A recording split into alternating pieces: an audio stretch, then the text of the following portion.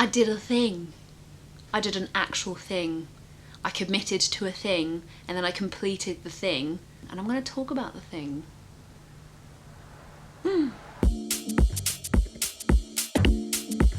So I am here today to talk to you about the Chloe Ting Challenge. Millions of people around the world have been forced out of gyms because of the pandemic, with local lockdowns, national lockdowns. There is a plethora of online personal trainers that are giving their knowledge of working out for free on YouTube. Whilst there are so many options for you on YouTube, I have chosen Chloe Ting. Now, Chloe Ting is probably one of the most adorable people that I've ever seen on YouTube. Just so endearing and wonderful and full of positivity, body positivity. I just fell in love with the person that she was. So I've been taking part in her Summer Shred challenge. Now this is actually the one from May 2020. I was very late to the party. I mean, I really didn't have any knowledge of where I should start and what I should do. Complete novice. I just want to talk to you a little bit first about my relationship with exercise and my body. Now, I have a pretty bad relationship with my body. I have quite a lot of body image issues, which are really annoying because I try and encourage body positivity everywhere that I go, and I see beauty in every single person, no matter what they look like. So I'm a total hypocrite because I will stare at the mirror for minutes at a time throughout the day and just look at my stomach. Hate it. Have always hated it. I've never ever had a flat stomach in my life. I've always had wobbly bits, even when I've been thin, even when I've been too thin.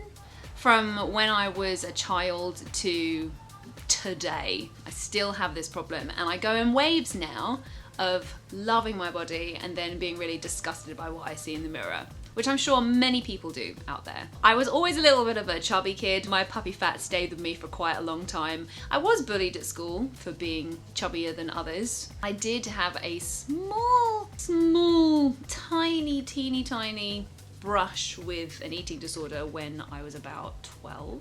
It was not good. Also, going to university did not help. I did not understand that if I ate multiple times during the day, that I would put on weight, or that if I drank every single day, that I would put on weight.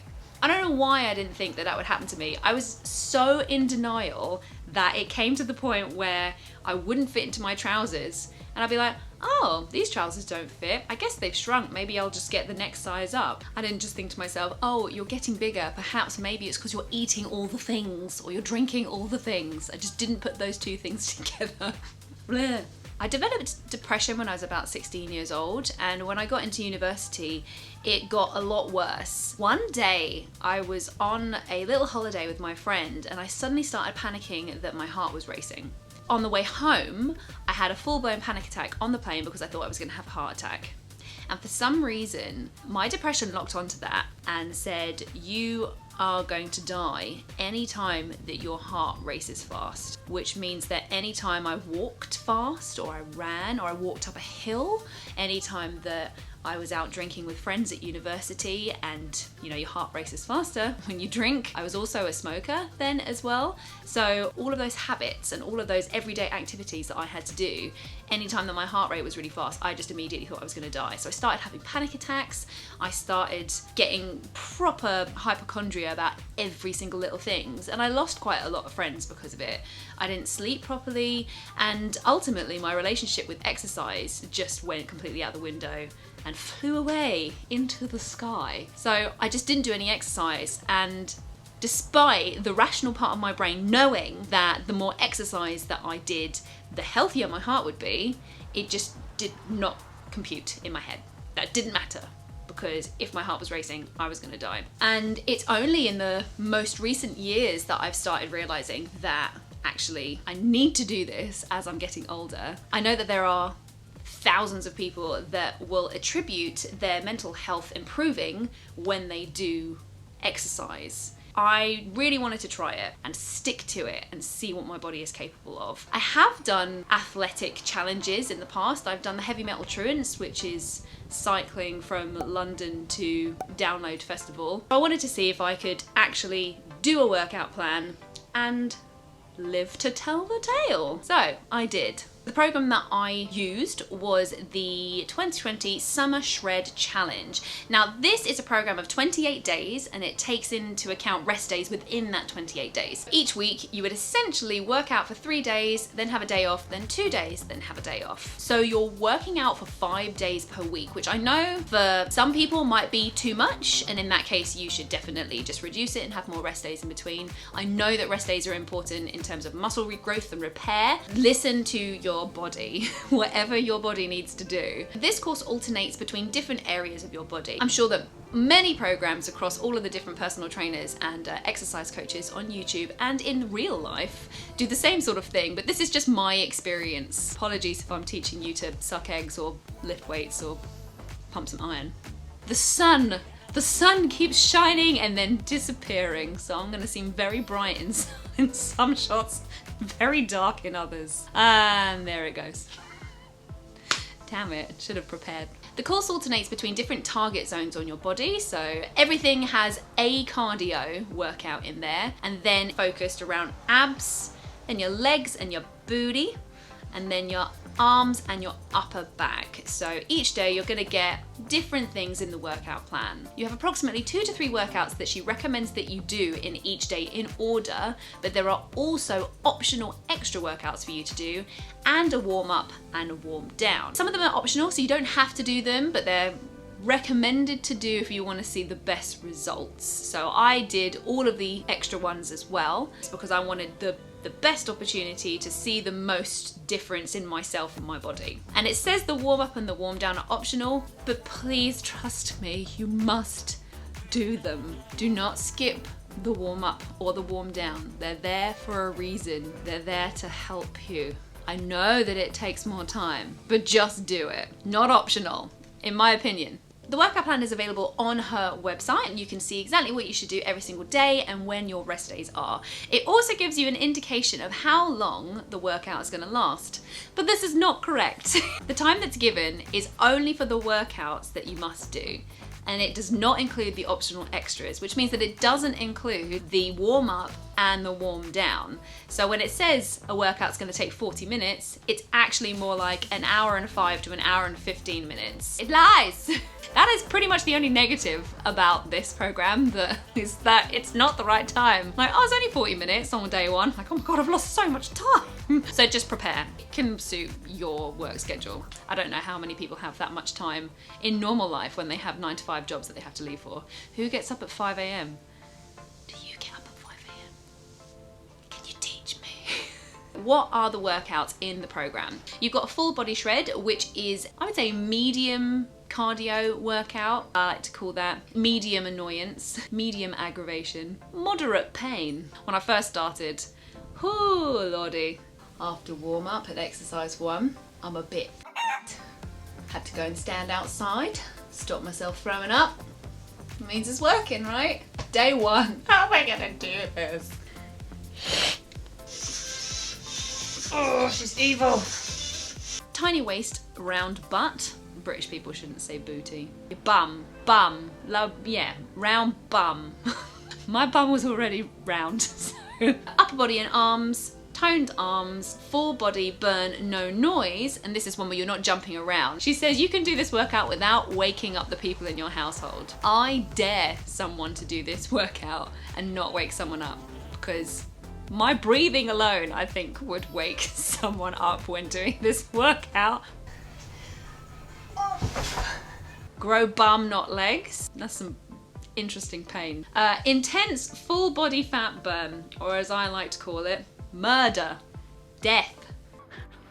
That was so horrible. Oh my God, I've never been more grateful for 30-second breaks. I haven't experienced any other personal trainer, so I don't know how much more difficult. I've read loads of things that people say that Chloe Ting's really easy. So God help me if I can do any other workout with a different personal trainer. Yeah, this was awful the first time that I did it. I genuinely wanted to throw myself into a pool of ice water. You didn't know what I was going to say. I didn't know what I was going to say then either. So the summary of each week. In week 1, I was ropey AF. I do not think my form was good in any way, shape or form. I think week 1 for a beginner really is just allowing your body to get used to doing exercise that lasts longer than 10 to 20 minutes. It's between an hour to an hour and 10 nearly every single day. And that's quite a lot for a beginner. So I think week 1 is really just finding your feet, learning what exercises are and what you actually have to do to achieve the right thing. One thing to note is that I don't have any core strength. I've always had a problem with people saying engage your core. Now, not just in a physical sense, but throughout my university life, I have been told to engage my core to play better. So I was classically trained as a flautist and a saxophonist. Much easier with saxophone because you're forced to tense your tummy, but with flute, I just had no core definition whatsoever.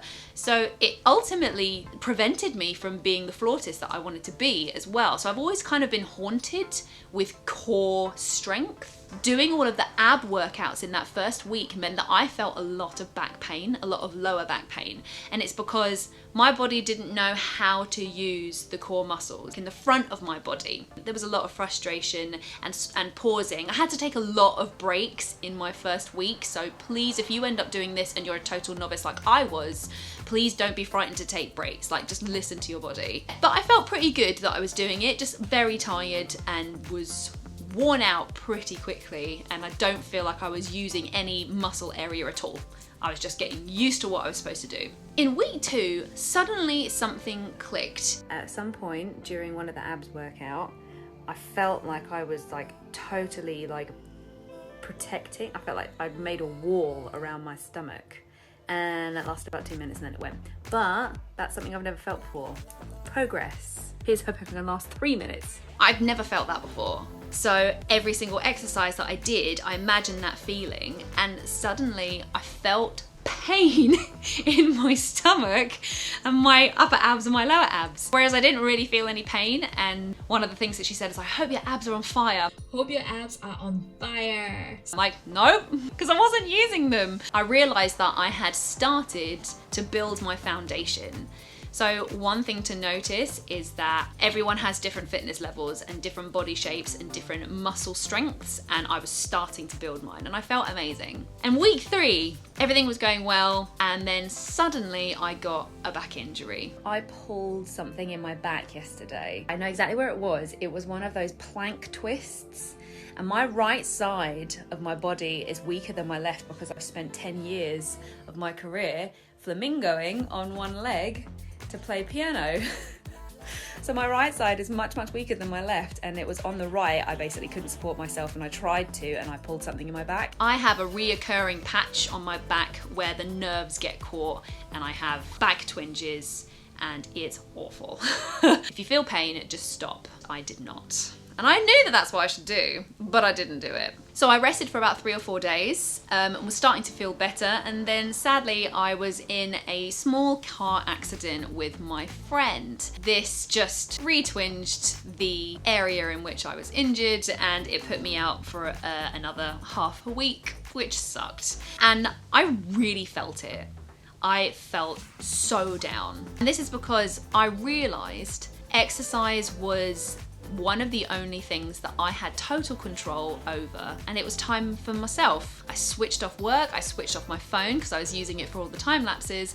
I focused completely on myself and my body. So graceful. And I felt totally free from everything else that was on my mind, whether it was work or whether it was, you know, the state of the world, or if my family and my friends were okay, or anything, you know, the stresses that we all feel every single day. To have that taken away when I suddenly had my motivation was huge, and my stamina was really good, and my momentum was good, and my form was better, and suddenly it was taken away from me, that it was a really tough 2 weeks. I felt incredibly depressed. I felt like something was missing from my life. Oh, I was so nervous about week 4. I thought that I was going to have lost all of my drive and my strength, but it came back incredibly quickly. The difference between week 1 and week 4 was intensely different. Cue the I'm a badass bitch montage.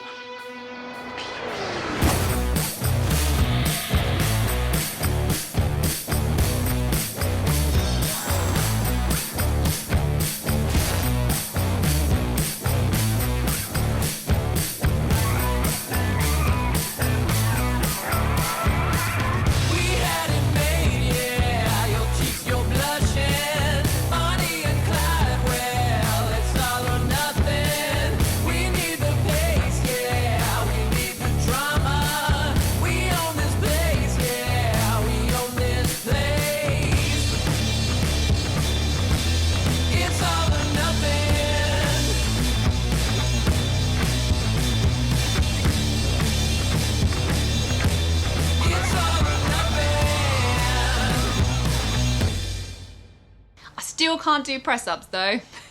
So the results. Let's talk about the body.